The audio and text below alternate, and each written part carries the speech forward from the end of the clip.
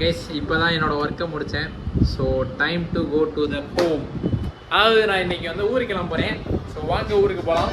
So let's go to the my native place.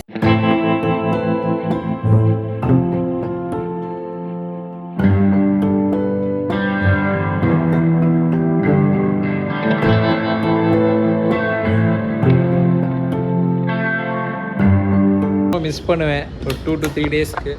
So வாங்க போகலாம். என் மூஞ்சி இருட்டா தெரியும். So let's go to guy. Hello, யாருன்னா இருக்கிறீங்களா? நம்ம காரில் போகிறோம் கைஸ். சென்னை டு அறந்தாங்கி. ஐயோ லைட்டே தெரியாம எப்படி சரிங்க கைஸ், நம்ம காரில் போகிறோம். சென்னை டு அறந்தாங்கி காரில் போகிறோம். ஸோ எங்கள் சென்னையிலேருந்து எங்கள் ஊருக்கு வந்து 520 கிலோமீட்டர்ஸ், அதாவது சென்னை டு அறந்தாங்கி. ஸோ என்னோட நேட்டிவ் பிளேஸில் வந்து பொங்கல் செலிப்ரேஷன், எங்கள் ஊர் திருவிழா, கோயில் திருவிழா. ஸோ பொங்கல் செலிப்ரேஷன் வருஷம் நடக்கும். நான் இந்த வருஷம் தான் போய் அட்டென்ட் பண்ண போகிறேன். நான் சென்னை வந்து 2 இயர்ஸ்க்கு அப்புறம் திரும்பி ஊருக்கு கிளம்புறேன். Let's go guys, come on. Why black? Sham black. Finally I am reach my home. Sorry, நான் ஃபேமிலி காரில் வந்ததுனால நான் காரையும் வீடியோ எடுக்க முடியல. ஸோ அவங்களோட வந்ததுனால எதுவுமே வீடியோ எடுக்க முடியல. ஸோ சாரி, மன்னிச்சுக்கோங்க. ஸோ நான் ஒரு இல்லையா ஊருக்கு ரீச் ஆகிட்டேன். ஸோ என் மூஞ்சி தெரியுதான்னு கூட எனக்கு தெரில. ஸோ ஊருக்கு ரீச் ஆகிட்டேங்க. இப்போ வந்து கார் ஓட்ட போகிறோம். ஸோ அதாவது இப்போ கோயிலுக்கு போக போகிறோம். ஸோ ஆகையால் லைட்டிங் இருந்துட்டு நான் பேசிடுறேன். முதல்ல லைட்டிங் இல்லாத இடத்துல பேசினதுக்கப்புறம் எடிட்டர் கேட்குறான், ப்ரோ லைட்டிங்கே இல்லை ப்ரோ, எப்படி ப்ரோ நான் எடிட் பண்ணுறதுன்னு.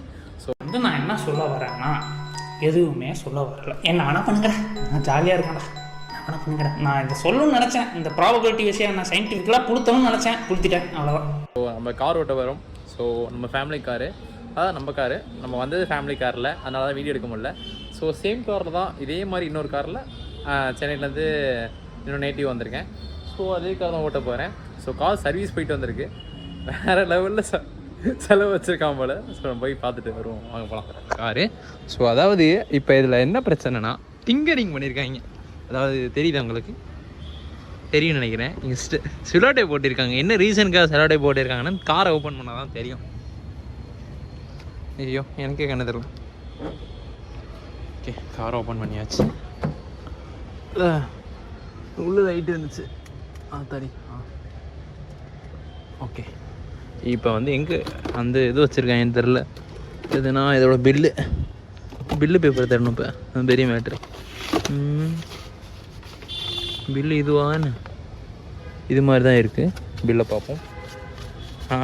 இப்போன்னு பார்த்து இது கொண்டு வரலாங்க கைஸ். இதான் கைஸ் பில்லு. ஓ, அண்ணாமலை டொயேட்டா தானே? Toyota crazy motors. டேட்டு போட்டிருக்கோம் இருந்தாலும் 3. ஓகே, டேட் போட்டிருக்கு. ஆனால் இது இல்லைங்க. டேட்டு போடவே இல்லை. இருங்க, என்னது வந்து எங்கே இருக்குது? ரெசிப்ட்டு 5600 போட்டிருக்கான். பட் ஆனால் டேட்டே போடாமல் எங்கே போட்டு வச்சுருக்காங்கன்னு தான் தெரில எனக்கு. Tiruchi Annamalai agency private limited. Okay, date போடாமல் என்னடா பண்ணிச்சிங்க? இதா இருக்கு. தெரியாது அவங்களுக்கு, தெரியும்னு நினைக்கிறேன், தெரியலன்னு நினைக்கிறேன். ஸோ அதாவது இதுதான் என்னத்தை பண்ணி வச்சுருக்காங்கன்னு தெரில. கேஷ் டேட்டு 9/8 இன்னைக்கு காலில் பண்ணியிருக்காங்க. இதுக்காக எவ்வளோ ரேட் போட்டு வச்சுருக்காங்கன்னா, number of the Trichy Annamalai service.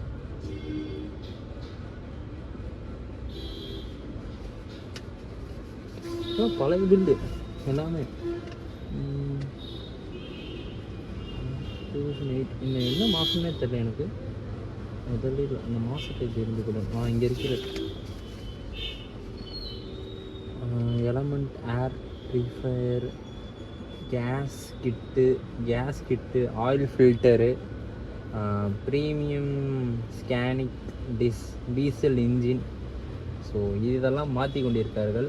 ஆகையால் மொத்தம் பில்லு வந்து என்ன 27,000 போட்டிருக்கீங்க. என்ன அளவுக்கு 27,000 பில்லுடு?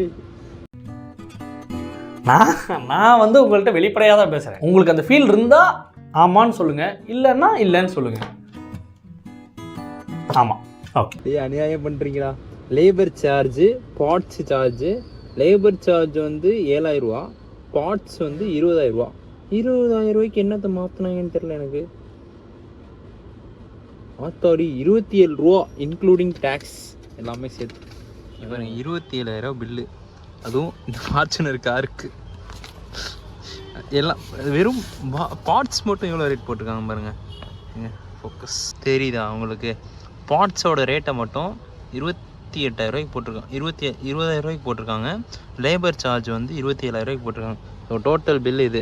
அது இல்லாமல் செக் லீஃப் ஒன்று இருந்துச்சு, அது எங்கே போட்டேன்னு தெரியல. ஐயோ இது வந்து இது ஒரு 5,000 ரூபா. டோட்டலி 30,000 ரூபா பில். கைஸ், நான் வண்டியை ஸ்டார்ட் பண்ண போகிறேன். ஸோ அதாவது 6 மாதங்களுக்கு அப்புறம் நான் வண்டியை ஸ்டார்ட் பண்ண போகிறேன். ஸோ ஸ்டார்ட் ஆகிடுச்சு. ஸோ இப்போ வந்து இந்த பக்கம் சைடில் வந்து இது இருக்குது. ஸோ நான் பார்த்து எடுக்கணும். ஸோ ஆகையால் எல்லா பேப்பர்லாம் கீழே போட்டோம்ல, அதெல்லாம் எடுத்து வைக்கணும். இல்லாட்டி எங்கள் டேடி திட்டுவார். ஸோ நமக்கே ஒரு காமன் சென்ஸ் இருக்குல்ல. ஸோ நம்ம எடுத்ததை நம்மளே உள்ளே எடுத்து வைக்கலாட்டி அப்புறம் நம்ம ஃப்யூச்சரில் வரவங்களை வந்து நம்ம எப்படி பார்த்துப்போன்றதை வந்து இதை வச்சே ஜட்ஜ் பண்ணிட்டு போயிடுறாங்க. ஸோ நம்ம பண்ணுற வேலையை வச்சே நம்ம வந்து ஃப்யூச்சர் நம்ம எப்படி இருப்போன்றதை ஜட்ஜ் பண்ணிட்டு போயிடுறாங்க. ஸோ அதை வச்செல்லாம் கண்டுக்கக்கூடாது, அது வேறு மேட்ரு. ஸோ நம்ம காரை நம்ம தான் பார்த்துக்கணும். ஸோ அடுத்து இன்னும் உள்ளே போக மாட்டேங்குது. ஏய் டாமி, இன்னும் உள்ளே இருக்கு. எதுவும் இருக்குங்க, காசு எதுவும் இருக்குங்க. ஆமாங்க, காசு எதுவும் போட்டிருக்காங்க. ஓ, சேஞ்சு உள்ளே தூக்கி போட்டிருக்காங்க. காருக்கு எவ்வளோ காசு கொடுத்துட்டு போயிருக்காங்க. இவங்க சேஞ்செலாம் போட்டு போயிருக்காங்க. உள்ள சேஞ்ச் இருக்குது காருக்குள்ளேயே. வேறு லெவல். ரைட்டா, ஐ ஆம் ஹேண்ட்ஸ் ஆஃப் டு யூ. நம்ம என்ன தான் வந்து நம்ம வந்து இப்போ ரவுண்டாக ஒரு அமௌண்ட் வந்து யாரையோ வச்சு கொடுத்துட்டு போகிறோம்னு வச்சுக்கோங்களேன். இப்போ நான் எங்கள் கார் வந்து திருச்சி தான் சர்வீஸ் சென்ட்ரு. எங்களுக்கு புதுக்கோட்டையில் சர்வீஸ் சென்டர் இல்லை. ஓகேவா? எங்களுக்கு வந்து மந்த்லி இப்போ வந்து எத்தனை 41,000 ஓடிடுச்சு. 41,292 ஸ்பீடு போயிருக்கு. 90 ஸ்பீடு இல்லைங்க, மன்னிச்சுக்கோங்க, அதுக்கு தூக்கி ஜெயிலில் போட்டுருவீங்க. 41,292 கிலோமீட்டர் ஓடி இருக்கு. இப்போ ஆவரேஜ் இப்போ எவ்வளோ இருக்குன்னா ரேஞ்ச் 126 காட்டுது. ஸோ அது இல்லாமல் லைட் ஆன் பண்ணிவிட்டு வண்டி ஓட்டும். இதான் இருக்குது, ஏதோ இடிக்குது, பார்த்து தான் எடுக்கணும்.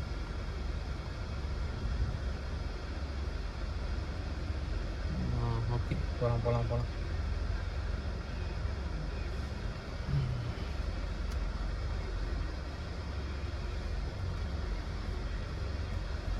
அப்படியே நடக்கணும். ஏன்னா வண்டி பெரிய வண்டி.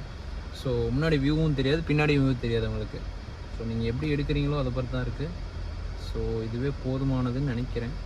ஸோ போதுமானது. முன்னாடி வண்டி அங்கீரை போட்டு ஏசி போடலங்க, வேத்து ஊதுங்க. ஆட்டோ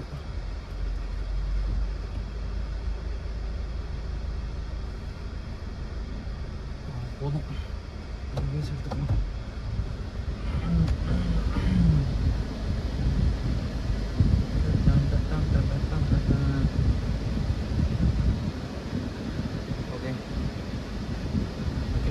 முன்னாடி போயிட்டு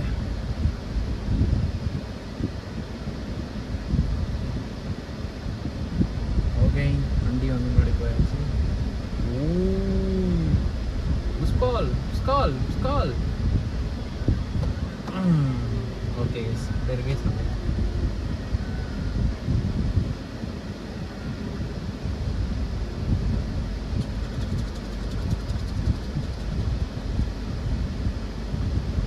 ரிவேஸ் பார்த்து தான் எடுக்கணும், ஏன்னா இந்த வண்டி பெரிய வண்டி. ஸோ நான் வந்து I10 ஓட்டுவேன் சென்னைக்குள்ளே. இந்த வண்டியுமே வந்து வாங்கின புதுசில் வெறித்தனமாக ஓட்டியிருக்கேன். தடா வீடியோ வந்துட்டு இருக்கு கைஸ் உங்களுக்காக. ஸோ என்னால் முடிஞ்ச அளவுக்கு வந்து கொஞ்சம் சீக்கிரமாக தான் எடுத்துகிட்டு இருக்கேன். என்னடா அது, நமக்கு வந்த பொறுமை கேப்புக்குள்ளே போக மாட்டேங்க.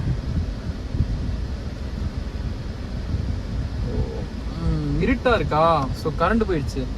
ஸோ இதில் இருக்கிற லைட்ஸ் கெப்பாசிட்டி வச்சு எடுக்கணும். அதாவது நம்ம ஒன்றும் அவ்வளோ அளவு ப்ரோ டிரைவர்லாம் இல்லைங்க. இந்த வீடியோலாம் ரெக்கார்டாக தான் எனக்கு டவுட்டாக இருக்குது. ஏன்னா நான் வந்து அந்த மாதிரி சுச்சுவேஷன் தான் வச்சுருக்கேன். ஓகே, போகலாம். இன்னும் பின்னாடி ஒருத்தன் வரான், இந்த கேமராவில் தெரியும். ஸோ நான் உங்களுக்கு கேமரா ஆங்கிள் வச்சேன்னா நான் இதுவே வந்து ஒரு இன்ஸ்டாகிராமில் ஆங்கிள் பார்த்தேன். நீங்கள் தனியாக சோலோவாக எங்கேயாவது போகிறீங்கன்னா இந்த மாதிரி வந்து கேமரா ஆங்கிள் வச்சு பாருங்கள், நல்லாயிருக்கும் அப்படின்னு சொன்னாங்க. ஸோ தட்ஸ் வை வந்து இதில் வச்சுருக்கேன். ஸோ என் ஃபேஸ் தெரியும்னு நினைக்கிறேன். கேவலமாக தான் இருக்கும், முடியெல்லாம் வச்சுக்கிட்டு இருப்பேன். எங்கள் அப்பா வந்து இன்னைக்கு திட்ட ஆரம்பிச்சிட்டாரு, ஏன்டா பரதேசி மாதிரி இருக்கேடா அப்படின்னு. பரதேசின்னு நினைக்க வாயில் வரமாட்டேங்குது, ப்ரொனன்சியேஷன் வரமாட்டேங்குது. என்ன பண்ணுறது, நமக்கு வந்து எல்லாமே டபுள், எல்லா வார்த்தையுமே வந்து டேஷ் டேஷ் டேஷ் டேஷ்ன்னு சொல்லி இந்த மாதிரி வார்த்தையெல்லாம் வரமாட்டேங்குது. வேறு வீஸில் போயிடலாம் நினச்சா. பைக்காரெல்லாம் வராங்க. என்ன வரியானடா, ஃபோன் பேசிக்கிட்டே இருக்கிறாங்க, வலியே விட மாட்டேங்கிறாங்க என்ன. டேய் வலி விடுங்கடா. இந்த வண்டியெல்லாம் வச்சுக்கும் போது பார்த்து எடுக்கணும். ஸோ வந்து வச்சுருக்கவங்களுக்கு வேண்டியகோள் போதும்.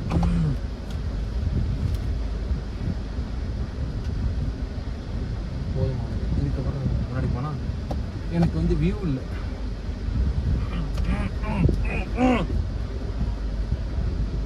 ஏய் அப்பே கொன்றுவேன், அணைச்சிட்டு போறாங்க. நம்ம ஊர்ல நம்ம தான் கெத்து, அது வேற விஷயம். அப்படியும் சொல்லலாம், இப்படியும் சொல்லலாம், எப்படி வேணாலும் சொல்லிக்கலாம். உண்மைதான். பின்னாடி போஸ்ட் மரம் இருக்கு, போதும். என்ன அது இது? வண்டி வண்டி போக முடியுமா? போயிடலாம். என்னன்னா இப்போ ஐட்டன் ஆயிடுச்சுன்னா கேட்க மாட்டாங்க. எங்கள் அப்பா எதுவும் சொல்ல மாட்டார். ஃபார்ச்சுனரா ஸோ செலவு வச்சானா வெறித்தனமாக வைப்பான். ஸோ அதனால ஸோ வண்டியை திருப்பணும். ஸோ சீட் பெல்ட் போடணும். ஸோ அதனால் கொஞ்சம் ஓரமாக நிப்பாட்டிட்டு சீட் பெல்ட்டு போகணும். அப்படிங்களா, அப்படியே ரைட்டான இருங்கடா. நம்ம ஏரியா தான், அதனால ஒரு மேட்ரு இல்லை. சீட் பெல்ட் மட்டும் போட்டு ஓட்டினோம்னா நமக்கும் சேஃப்டி, இருக்கிறவங்களும் சேஃப்டி. லுக்கெல்லாம் விடக்கூடாது, நம்மகிட்ட லுக்கே விடக்கூடாது. கேமரா ஆங்கிள் கரெக்டாக இருக்கானு தெரிய மாட்டேங்குதுங்க அடிக்கடி. ஓகே கைஸ், வண்டியை திருப்பிட்டு வரேன். ஏதோ பாட்டு ஓடுது, ஏதோ ரேடியோ எஃப்எம் ஓடுது. வண்டி வழி விட முடியுமா? போகலாம், தெரிஞ்சாலும் நமக்குன்னு ஒரு இது இருக்குல்ல. இப்போ வண்டி இடித்ததுக்கப்புறம் யாரும் கேட்க மாட்டாங்க, நமக்கு தான் ஃபீல் ஆகும். ஐயோ அப்படின்னு இடிக்கிறதே ஏன் ப்ரோ இடிக்கிறத பற்றியே பேசிகிட்டு இருக்கேன்னா, எங்கள் ஊரில் அப்படி தான் இடிப்பாங்க, வந்து வேணும்னுக்கே இடிப்பாங்கன்னு வச்சுக்கோங்களேன். அதாவது வந்து இப்போ ஒருத்தன் எப்படி நல்லா இருக்கலாம்னு நினைப்பாங்க, அப்படி தான் வந்து அப்படிப்பட்ட ஏரியாவில் அந்த மாதிரி பீப்புள்ஸ் இருக்காங்க. ஊர் பசங்க அப்படி எல்லாருமே சொல்ல முடியாது. எனக்கு நிறைய கெட்டவங்க இருக்காங்க. அதாவது என் ஃப்ரெண்ட் சர்க்கிளே அப்படி தான் இருக்காங்க.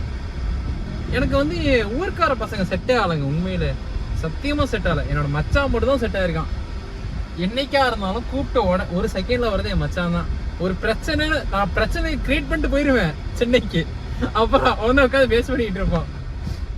மேக்ஸிமம் வந்து ஜாலியாக இருக்கிறதுக்கு தான் வந்து நம்ம வந்து அவங்க எப்படி வண்டி விட்டு போயிடுறாங்க.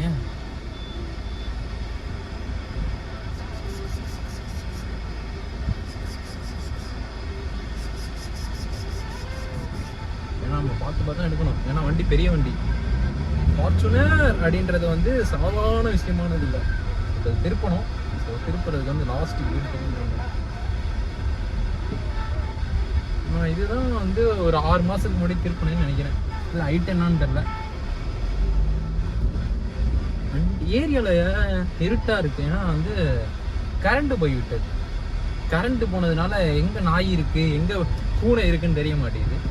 ஸோ ஆகையால் நம்ம வந்து முதல்ல வண்டியை திருப்பிட்டு வந்துட்டோம்னா எங்கள் அப்பா அடுத்து ஃபோன் அடிப்பார், டேய் எங்கடா இருக்க அப்படின்னு. நம்ம வந்து இந்த வண்டியெல்லாம் ஹைவேல, அதாவது வந்து இந்த வண்டி எப்படி தெரியுமா, அரசியல்வாதிலாம் எப்படி தெரியுமா, ஹைவேல ஓட்டலாம் நச்சுன்னு இருக்கும், அப்படி இருக்கும், பிச்சுக்கிட்டு போகலாம். நான் வந்து மேக்ஸிமம் ஸ்பீடு வந்து பெங்களூர் ஹைவேல ஓட்டியிருக்கேன். 160 வரை ஓட்டியிருக்கேன். அதுக்கு மேலே நான் ஓட்டினது இல்லை இந்த வண்டியை. ஸோ 160 வரையும் இந்த வண்டியை நான் ஓட்டியிருக்கேன்.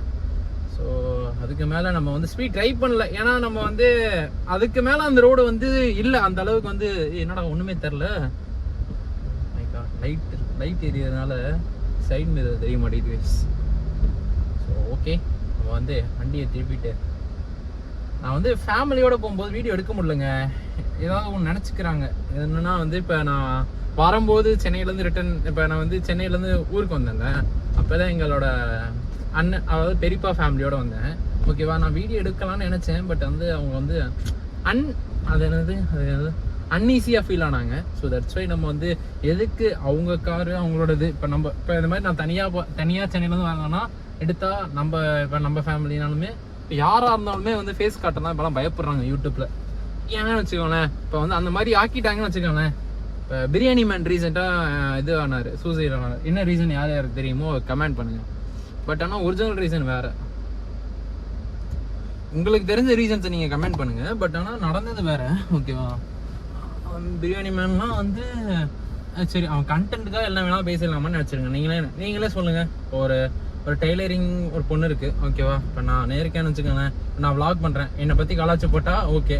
அது வந்து தேவையில்லாமல் அவங்களுடைய ஃபேமிலியை பற்றி இழுக்கிறது, தேவையில்லாமல் வந்து அவங்களோட வேணாம் எதுவும் சொல்ல முடியல. ஏன்னா இப்போ நான் சொன்னால் அதுக்கு ஒரு பிரச்சனையாகும். அதனால வேணாம். அதெல்லாம் வந்து நீங்கள் வந்து ஒரு லிமிட்டாக பேசியிருந்தீங்கன்னா அது வந்து அவ்வளோ அஃபெக்டாக இருக்காது ப்ரோ. தேவையில்லாமல் வந்து அந்த லிமிட்டை தாண்டினதுக்கப்புறம் தான் நமக்கு வந்து ப்ராப்ளம்ஸே ஆகும். இப்போ நானே இருக்கேன், இந்த கார் ஓட்டுறேன். இப்போ நான் இதில் வந்து இப்போ ஏரியாக்குள்ளே 20 தான் ஓட்டிகிட்டு இருக்கேன்னு வச்சுக்கோங்க. 20க்கு மேலே இப்போ வந்து நான் வந்து 50 ஓட்டிகிட்டு இருக்கேன்னு வச்சுக்கோங்க. கண்டிப்பாக என்ன வந்து போலீஸ் கேட்பான், எதுக்கு வந்து நீ டவுனுக்குள்ளே உங்களை ஏரியாக்குள்ளே ஓட்டிகிட்டு இருக்கேன். ஆனால் என்னோட ஏரியா வந்து ஹாஸ்பிட்டல் ரெஸ்ட்ரிக்டட் ஏரியா. என் ஏரியாவில் மட்டும் 7 ஹாஸ்பிட்டல் இருக்குது. இப்போ நான் ஓட்டிகிட்டு இருக்கேன் இந்த ரோட்டில். நான் அதனால தான் ஸ்லோவாக ஓட்டுறேன். ஏன்னா என்னோட ஏரியாவில் அடிக்கடி ஆம்புலன்ஸ் வரும். ஸோ எப்போ வேணால் ஆம்புலன்ஸ் வரும், எப்போ ஆம்புலன்ஸ் போவாங்க.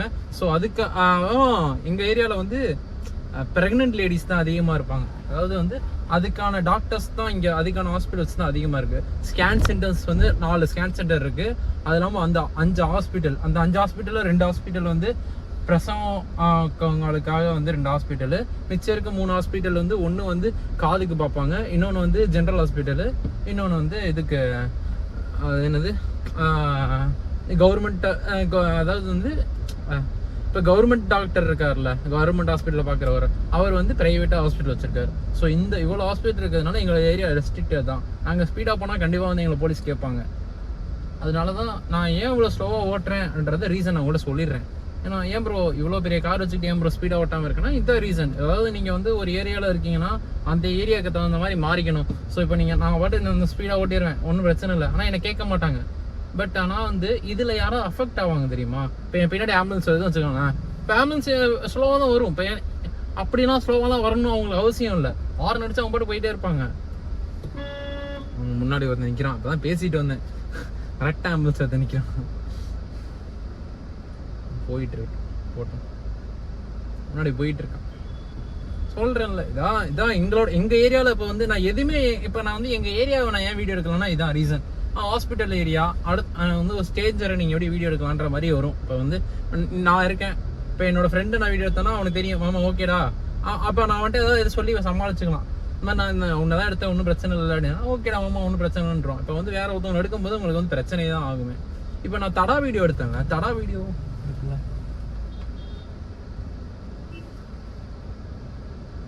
வண்டி பெரிய என்ன மாதிரி ஒரு எனோவா ஒன்று நிற்கிதாங்க.